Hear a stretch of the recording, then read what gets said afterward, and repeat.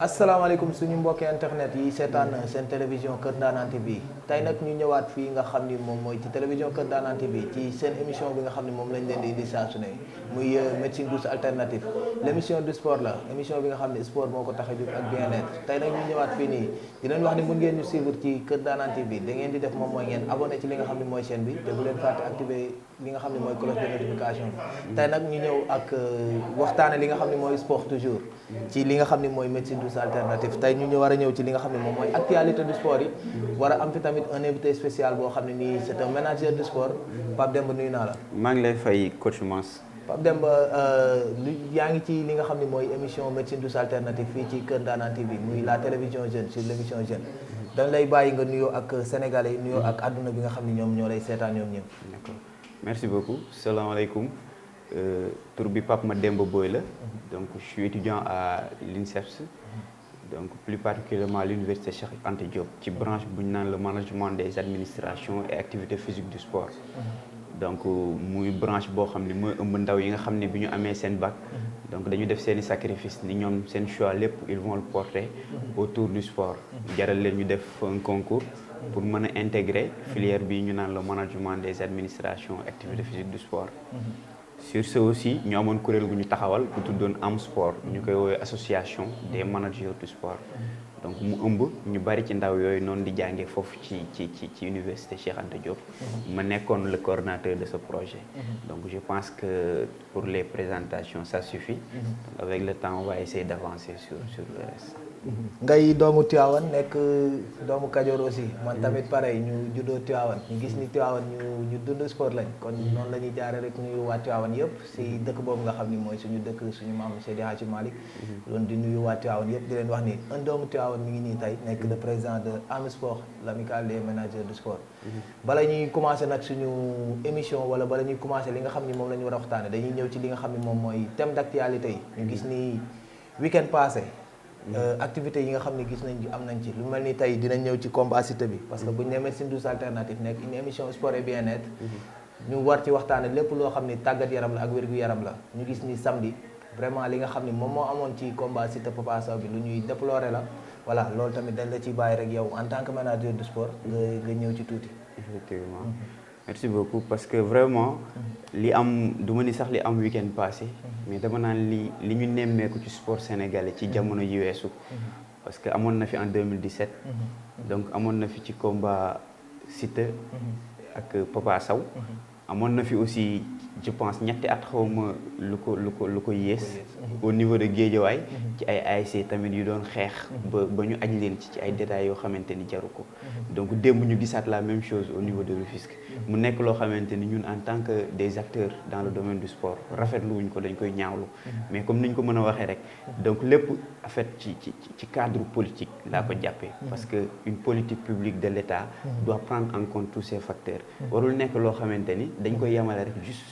sur le fait de compétir nañu dajaloo nañu compétir mais lan moo lalu ci ginnaaw compétition bi ndaw yi est-ce que sensibiliser nañ leen ci li nga xamante ni mooy la en fait véritablement lan mooy njariñu sport est-ce que sensibiliser nañ leen ci seen comportement est-ce que sensibiliser nañ leen ci li nga xamante ni moom mooy les comment dirais-je les structures publiques de l'État nga xamante ni État moomu ko mais ce sont les citoyens sénégalais ñoom ñoo ko moom dem bi ma gisee vidéo yi au niveau de Rufisque sama xol dafa fees parce que stade bi ñu yàq te tey ku ne xam na ni Sénégal ñi ngi nekk ci déficit donc d'infrastructure sportive ba kàngam yi gën a mag dans le domaine du sport di ci wax ci dëkk bu toll ni Sénégal donc am ay jafe-jafe am ay stades yu baax yu ñu mën di defee suñu pratique sportive tey bu ndaw yooyu jógee tey di yàq stades yi nga xamante ni ñoom ñoo fi tane laay wax parce que li ñu soxla en matière d'infrastructure amaguñ ko donc kon defe naa yéen tey seen groupe en tant que ngeen nekk ay manager de sport est-ce que am ngeen benn message boo xam ne yéen a ngi koy lancer le monde sportif face à ces violences yi nga xam ne ñu ngi koy gis ñu koy dund ci sport de compétitivité yi nga xam ne comme lu ci mel ni lamb ji wala football nawetaan est-ce que yéen am ngeen message boo xam ne mun ngeen ko wax le monde sportif tey effectivement parce que bu ñu dee ay ndaw ñu tàggat ñu dans l'administration donc et le management des organisations sportives donc bu ñu ci waxul rek donc dañuy jéggi suñu yoon donc te wax naa ko récemment ci ndaje bu ma doon def démb fële au niveau de Tivaouane Peulh ma ni leen en fait ñun suñu sport li koy soxali mooy ndaw yi nga xamante ni parce que à l'INSEPS dañ fay former ay jeunes yoo xamante ni c'est pas spécifiquement ci ni mu ko waxee ci management du sport mais dañ leen di former ci loisir dañ leen di former ci lu bëree loo xamante ni encadrement comment accompagner organisation comment accompagner ces genres de projets comment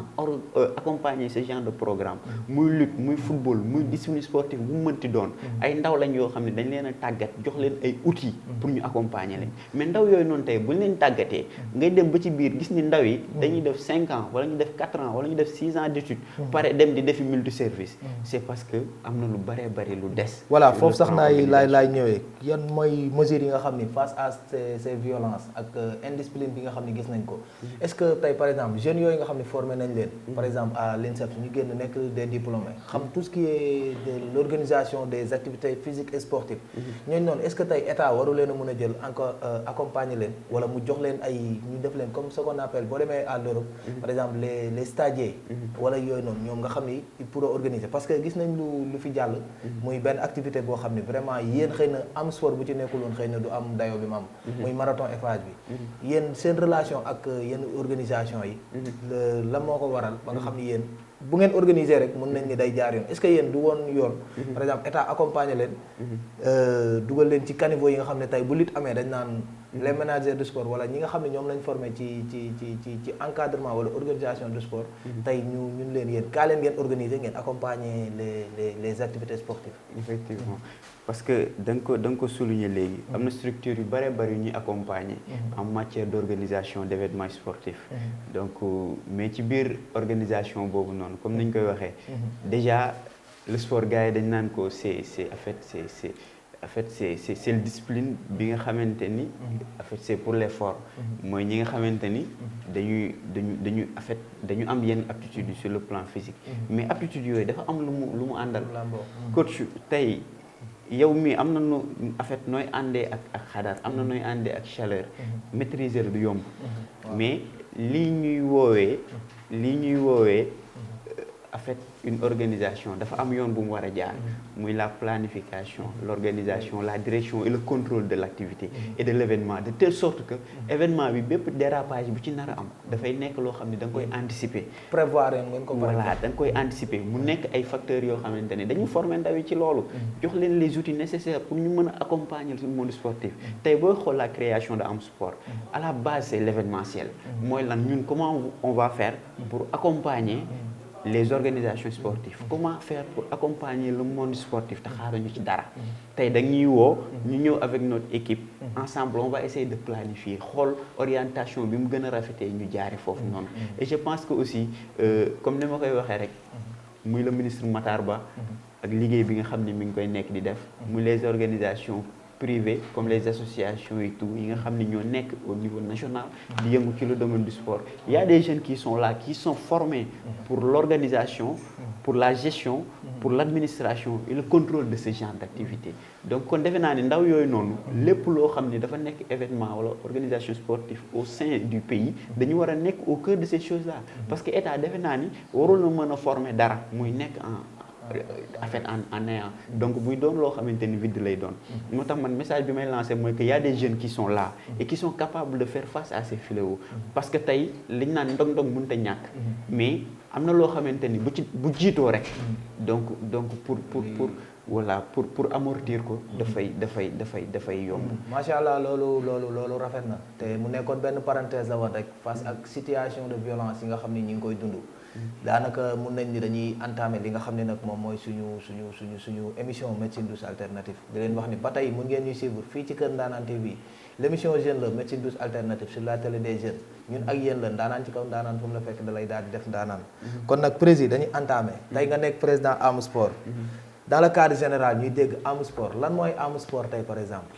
l'association des managers du sport lan moo waral association bi lan moo waral création bi parce que wax naa ko sànq ci sama njëlbeenu wax donc Am Sport kuréel bu ëmb ay ndaw la ndaw yoo xamante ni dañu def seen cursus scolaire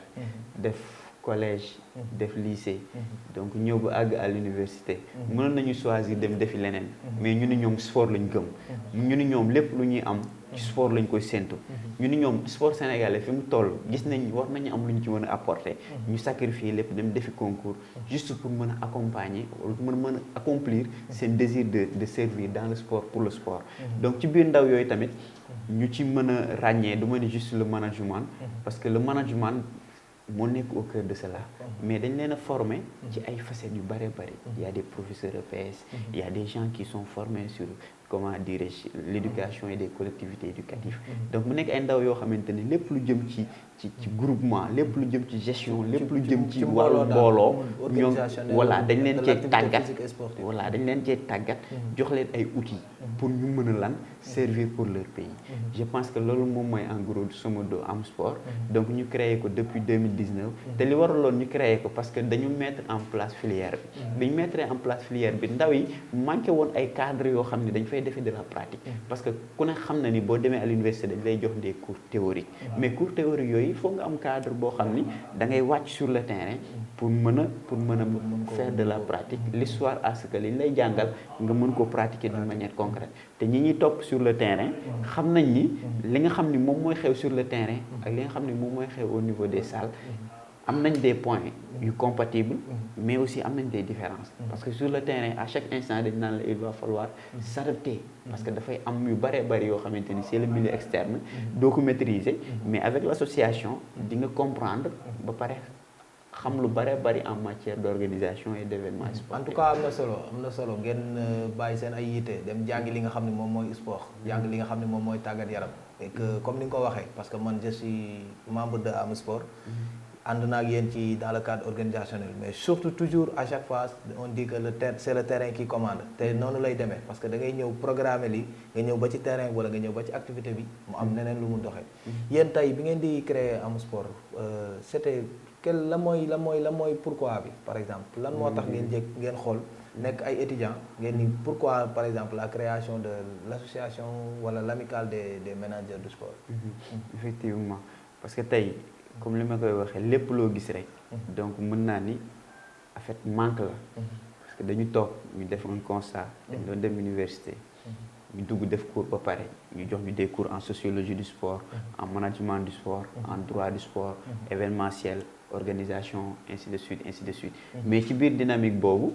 yow yëpp da nga ko daan jàpp parcouriser ko am les outils qu'il faut te doo wàcc sur le terrain pour pratiquer ko ñun ndaw yooyu ñu ni mais pourquoi pas mënuñu toog ñu constituer benn bloc boo xamante ni daf ñuy permettre li nga xam ne ñu ngi koy jàngee à l'université muy ay outils yu ñuy jox ñu mën ko mettre en pratique pour la population ci biir perspective boobu tamit mu am yeneen volets yoo xamante ne am nañ ci biir association bi parce que dama koy wax nga nekk biir Am Sport c'est pas parce que Am Sport daf lay garantir un emploi mais Am Sport dafay créer les conditions yi nga xamante ni daf lay mën a pousser ndaw li à ce que moom mu xam ni yaa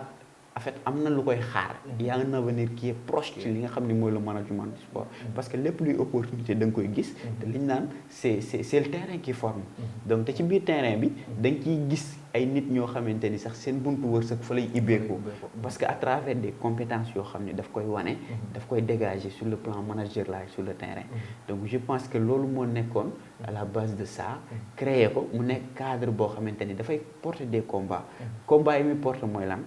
comment faire pour que le sport sénégalais donc puisse mu am benn retouche boo xamante ni ñun ndaw yi ñun ñoo ko ci def comment faire pour que le sport sénégalais fi ñuy dégg yeneen sport yi ñu mën ko di fa dégg le sport sénégalais comment faire pour que ndaw yi nga xamante ni dañuy jàng à l'université di def le management du sport 4 ans 5 ans 6 ans pare di dem di defi leneen loo xamante ni méngoowul ak daray management du sport comment faire pour ces jeunes là ñu créer leen un cadre boo xamante ni dañuy mën a wàcc dem servir pour li nga xamante ni moom moo mës a nekk seen passion c'est de servir mooy li ñu naan ndaw tey booy dem bay évoluer wala bay liggéeyal ci loo xamante ni en fait doo ci ennuyé wu mooy loo xam ne yow yaa ko choisir sa bopp yow yaa ko gëmal sa bopp yow yaa ko bëggal sa bopp nga ci liggéey loolu tey lépp loo ci def comme réalisation rek dafay nekk loo xamante ni dafay durable ba pare tu le fais avec le cœur grandement ouvert doo ci ennuyé en tout cas c'est hyper important sama professeur mos na ma ko wax nee na ma choisis le travail de ta passion parce que boo ko dee def rek li nga xam ne moom nga bëgg boo ko dee liggéey da ngay mel ni yow yaa ngi jouer tandis que tu es en train de travailler et que gis nañ persévérance bi nga xam ne yéen a ngi koy def ci dans le cadre organisationnel duñ ci ñëwaat muy activités yi nga xam ne yéen a ngi koy def tey quels sont les objectifs de Am Sport lan ngeen di xaar si l'association bi. Effectivement donc dama koy wax récemment maa ngi koy wax benn ndaw bu ñëw sama néeg ñuy waxtaan ma ni ko l'objectif c'est de rayonner avec le sport sénégalais. Donc c'est pas à Mademba de rayonner et de laisser à côté Coach Mass. Mais c'est ensemble qu'on puisse rayonner avec le sport sénégalais. Parce que outils yi ñu am moom la Massamba am moom la Mademba am moom la Coach Mass am moom la keneen ak keneen am. Mais cadre Am Sport daf ñuy permettre ñu jël les compétences yooyu ñu bañ ci xaar dara ñu éjecter ko pour le sport sénégalais. Donc participer sur la totalité des activités sportives yi nga xamante ni ñi ngi am au niveau du pays.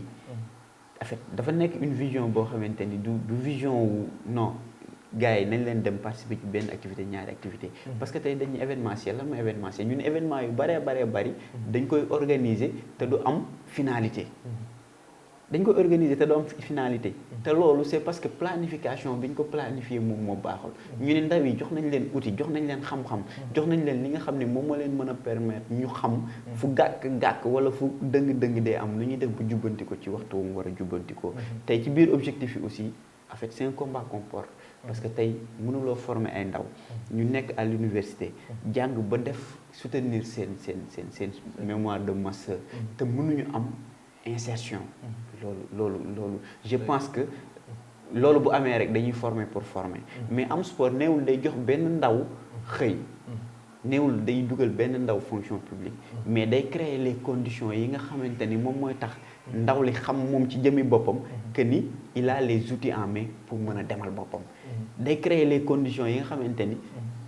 les structures publiques et privées yi nga xam ne ñooy exister au sein du pays dinañ xam ne ndaw yi kat soxla nañ leen ñu jël leen impliquer leen ci seen i projet sportif. En tout cas noonu lay demee saa su ne ci médecine douce alternative émission bi nga xam ne mooy émission sport et bien-être saa su ne ñu ciy ñëw ak yéen muy fii ci Kër Ndanane TV di leen wax ni ba tey mën ngeen ñu suivre li ngeen di def moom mooy abonné ci li nga xam ne mooy chaîne bi di Kër Ndanane TV te bu leen fàtte activer cloche de notification bi. Président tey ñu ñëw ci li nga xam ne moom mooy les réalisations. Am Sport bi ngeen ko créé 2019 aujourd'hui on est en 2021. Quelles sont les réalisations ak li nga xam ne Am Sport développé na ko dans le cadre des activités événementielles et sportives. Effectivement donc mën naa ne bi ñu ko créé en 2019. Donc, en 2019, on a participé sur pas mal d'activités. C'était pour nous l'occasion de découvrir le terrain. Donc, on a participé sur pas mal d'activités, même avec la Fédération sénégalaise d'athlétisme sur le marathon Dakar-Banjul. On a participé en fait sur le même année avec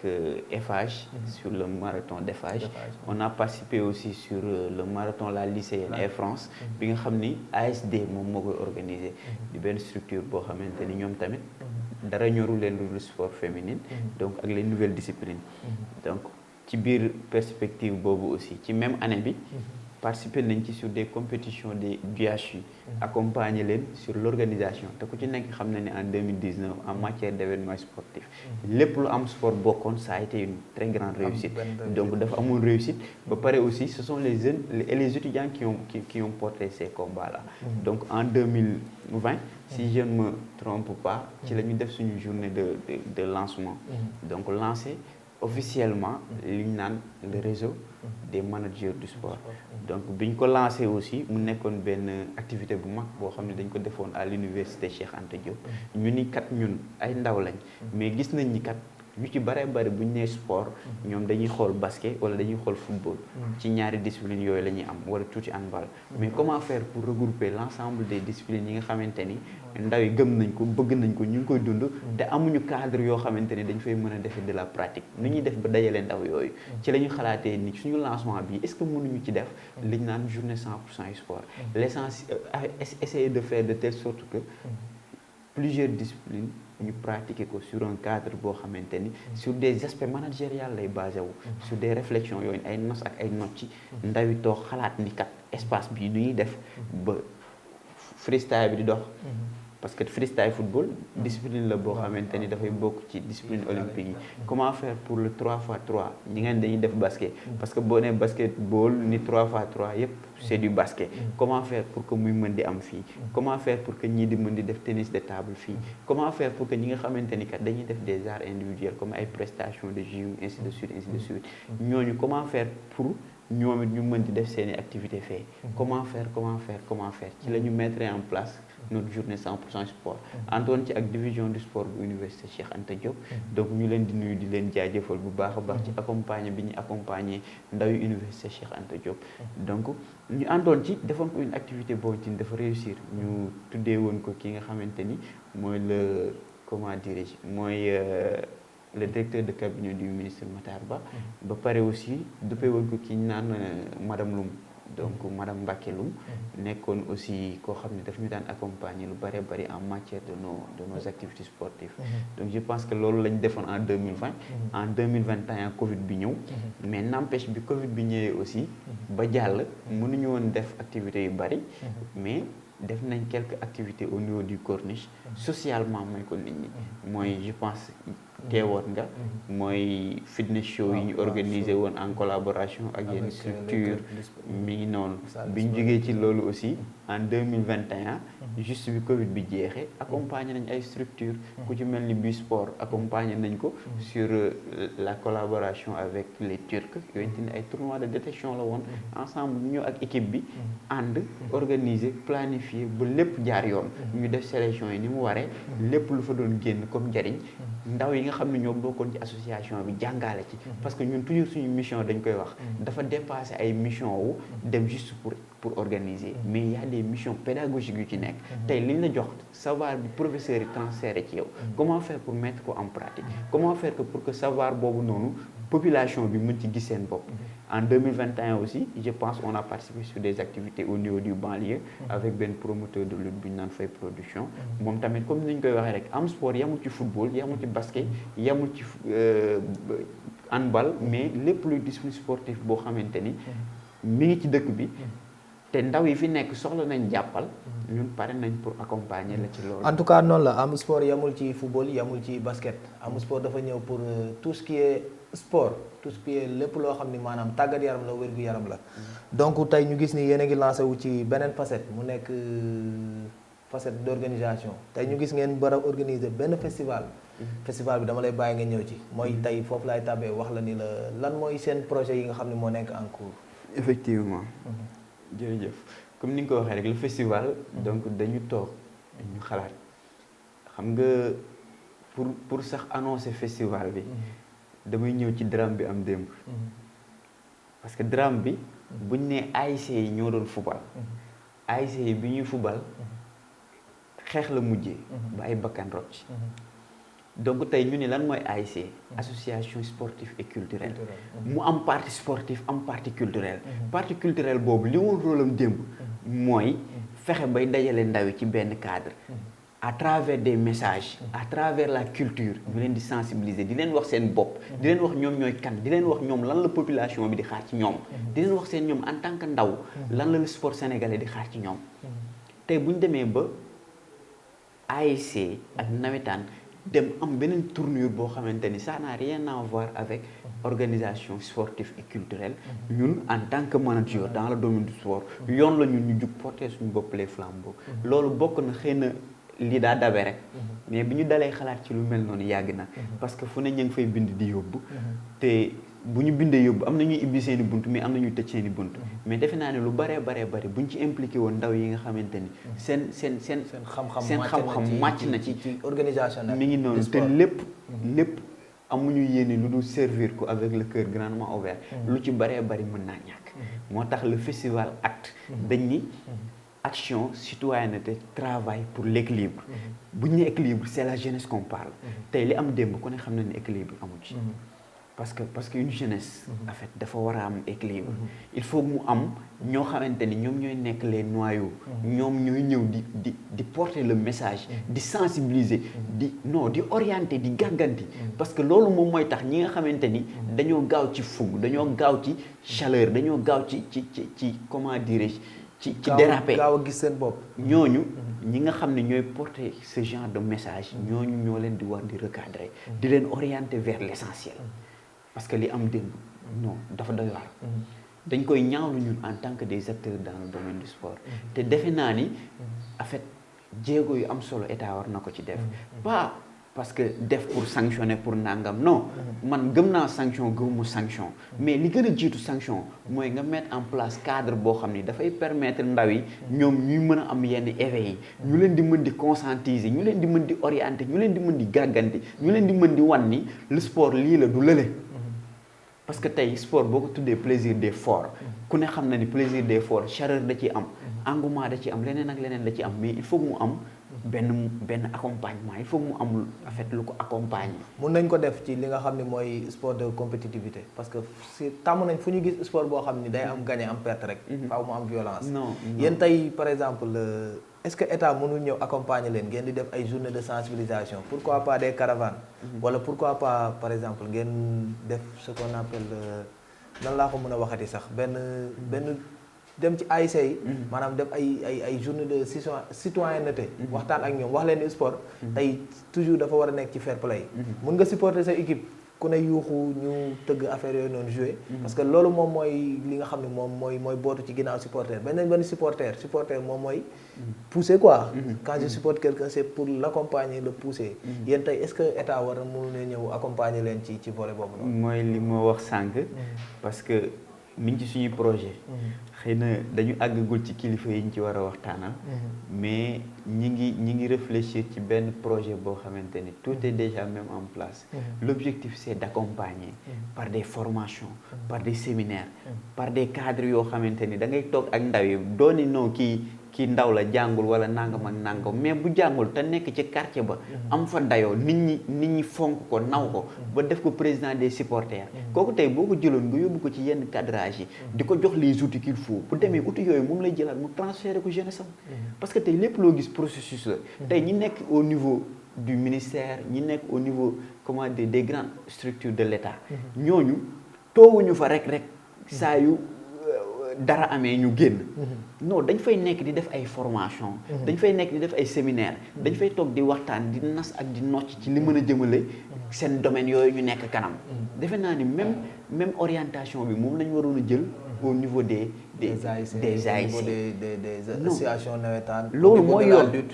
ak activité yu mel tey booy xool particulture ci ASC lu bari dafa commencé na sax te li waral loolu mooy que niñ ko war a encadrer lañ ko encadrer wu tey particulture dafa am lu am solo lu muy def ci sport parce que tey ci cadrage yooyu ci nga mën a demee sensibiliser imaginez bi ñu nekk ndaw dama ko daan fàttaliku dañu daan toog di waxtaan ak mag ñi ñu ñuy orienté duñu wax suñu bopp duñu wax ñun ban yoon lañ war a jaar mais culture looluy rôlam ak la formation parce que formation du les diplômés rek ñoo war a def formation mais formation tey da nga koy def ci kàllaamay kocc nit ñi xam ni kat ñoom lii moo leen di xaar delloowaale leen seen valeur jikko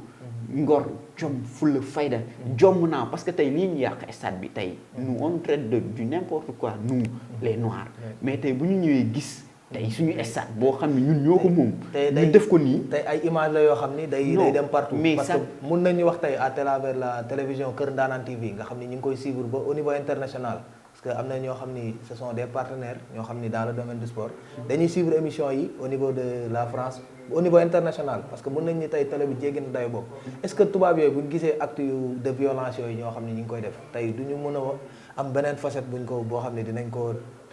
retracé waat tegaat ko ci deru nit ñi. coach démb dama am la ma metti parce que démb affaire bi muy am yëguma ko parce que dama amoon benn activité bu ma demoon Tivaouane Peulh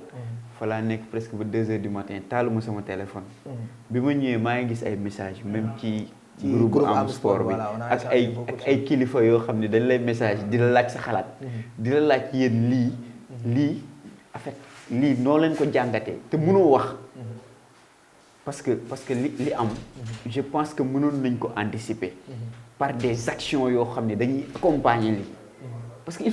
faut moom ay action du non dañuy sanctionner nga sanctionner benn ASC 3 ans 4 ans 5 ans bu déwénee mu ñëwaat ñu defaat yeneen ASC ñëwaat defaat la même chose mais à quand ça va durer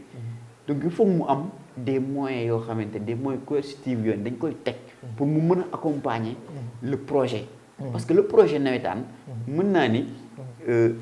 léeg-léeg sax nit ñi dañ naan nawetaan baaxul nawetaan nañ ko éliminer mais nawetaan suñu yaay booy yi bu nawetaan xasee ba commencé dañuy am lu ñuy mën a suturloo amul buntu stade booy dem te doo fa fekk lu mat fukk wala fukk ak juróomi yaay booy yoo xamante ne ña ngi fay toog ndaw yi nga xamante ni amuñu am xëy da nga leen di gis di jaay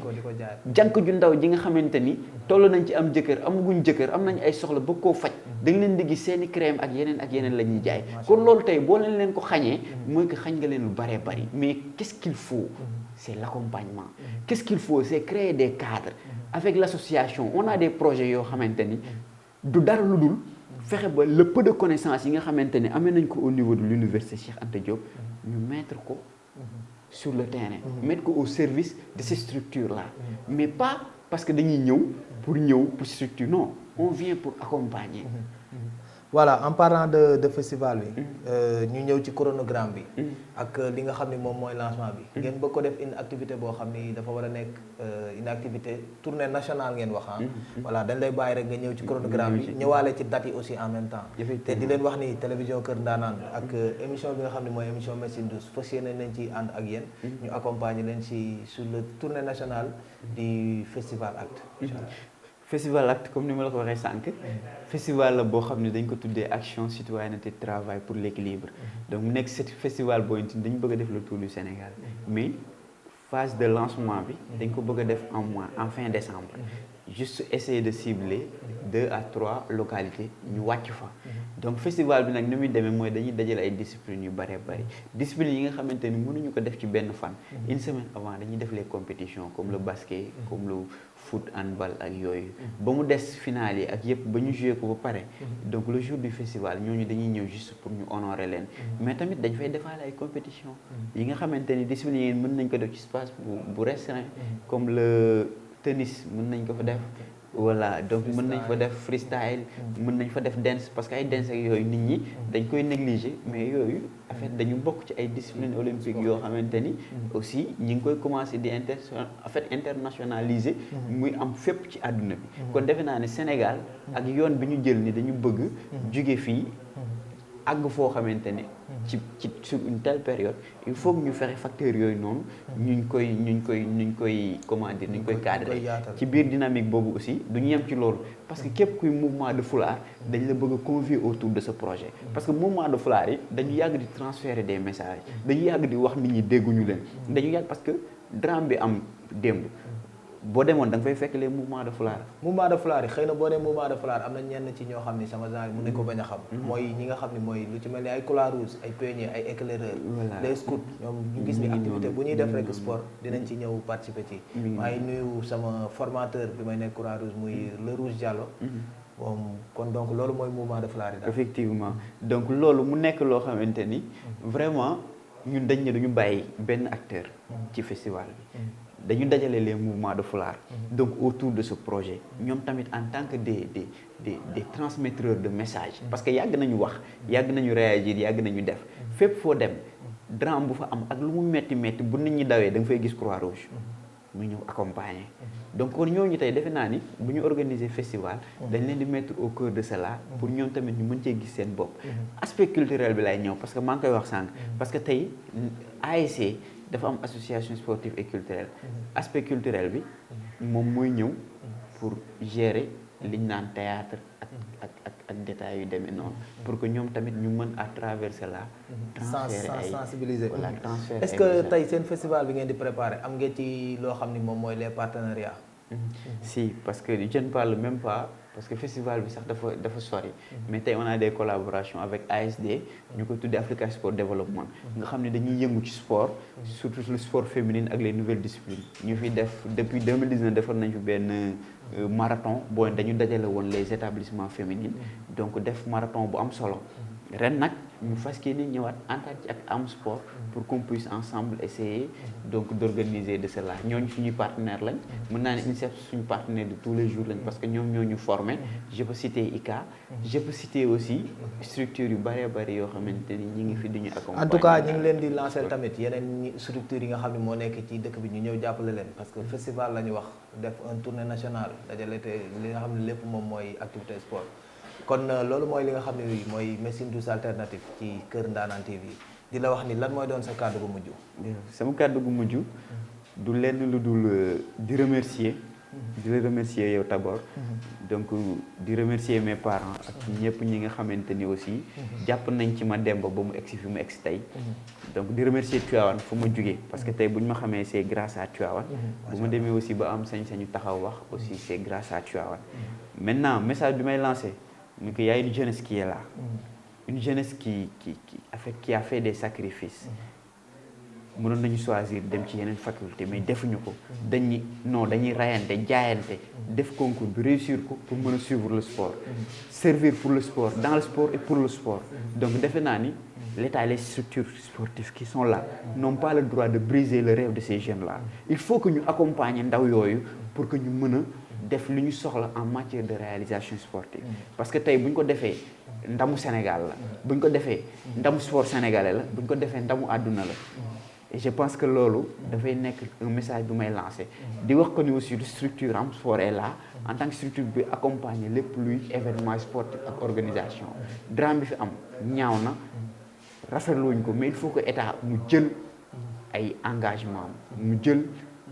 li nga xamante ni moom mooy ay responsabilité mu jéem a fay lii balaa muy àgg fu gën a doy waar. en tout cas loolu moo nekkoon li nga xam ne mooy émission médecine douce alternative fii ci Kër Ndanane TV ñu àndoon ci ak le président de Am Sport nekk le président des management de sport di ñëwaat ci li nga xam ne moom mooy li nga xam ne gis nañ ko samedi ci combat Papa Sow Siteu bi muy violence ñëwaat tamit démb Rufisque ñu gisaat ko fi télévision Kër Ndanane TV nag am na loo xam ni def na ko ci am na ak taxawaay bu mu ci taxawee parce que ci Rufisque la nekk muy télévision bi nga xam ni lépp loo xam ni mooy activité sport moom moo ko tax a jóg waaye lépp loo xam ne aussi mooy activité li nga xam ne day développé dëkk moom moo ko tax a jóg moo tax tey ñu jël benn émission sax tudde ko médecine douce alternative jagleel ko li nga xam ne moom mooy sport foofu nag la ñuy daal di yamale suñu ay kàddu di leen wax ni mun ngeen ñu suivre saa su ne ci Kër Ndanane TV ci émission médecine douce alternative li ngeen di def moom mooy abonné ci li nga xam ne moom mooy chaîne bi nga xam ne mooy Kër Ndanane TV te bañ a fàtte activer li nga xam ne mooy cloche de notification bi en tout cas ba tey maa ngi nuyu koo xam ne tamit sama xarit la sama grand la muy Aziz Ala Ndiaye nekk aussi quelqu'un boo xam ne mi ngi dundal sport di dundal activité physique et sportive parce que gis nañ taxawaayam nekk borom Diamond House Aziz Ndiaye je te fais un grand coucou maa lay nuyu bu baax a baax coachement Sénégal ngeen ci àndaloon ci médecine douce alternative l'émission jeune sur la télé des jeunes émission ndaanaan bi dalal ndaanaan yi fii ci Kër Ndanane bi nga xam ni ndaanaan ci kaw ndaanaan la fu mu la fekk dalay daal di def ndaanaan médecine douce alternative a ngoog ñun ak yéen la yéen ak ñun la ci cadre sport et bien-être et ca ñu def